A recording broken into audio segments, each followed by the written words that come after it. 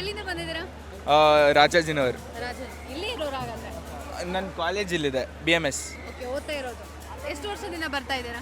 ನಾನು ಯಾವತ್ತೂ ಇಂಟ್ರೆಸ್ಟ್ ಇರಲಿಲ್ಲ, ಈ ಸತಿ ಬಂದಿದ್ದೀನಿ ಸುಮ್ಮನೆ ಫ್ರೆಂಡ್ಸ್ ಬಂದಿದ್ರು ಅಂತ. ಓಕೆ, ಅಂಥದ್ದೇನು ಸ್ಪೆಷಲ್ ಈ ಸತಿ ಬಂದಿದ್ದೀರಾ?